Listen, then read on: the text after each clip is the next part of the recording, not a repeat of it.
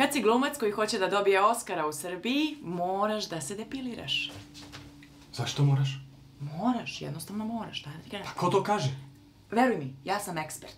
Pa da, ali... Ne. Neću da čujem dosta. Ne možeš. Moraš.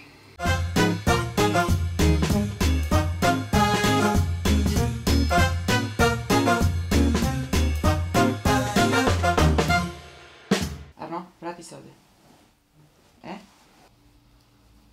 Idem. Ništa nisam uradila. Pa, osjećao sam na mjeru. Arno, stvarno si žena. Nisam žena, ja sam muškarac i onda to mi ne treba. Veruj mi, treba ti. Da vidiš malo kako je nama. Ajde, idemo. Toplo. Pa šta si mislio da je vosak hladan, mora da bude toplo. Ne znam šta je vosak. Aha. E sad duvaj. Ne kao da si na porođaju, nego duvaj.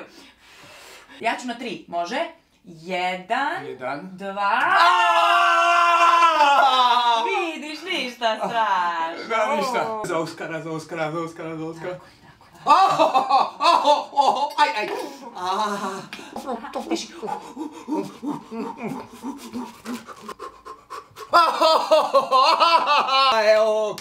Okej, dobro.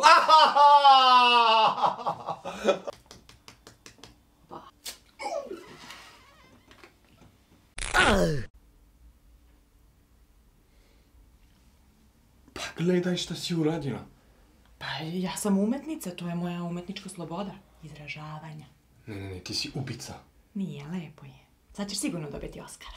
Pratite nas, naša oskarovska serija koja se zove Depilirani Francuz koji će dobiti Oskara u Srbiji. Doviđenja, budite dobro, puno ljubavi u vašim kućama.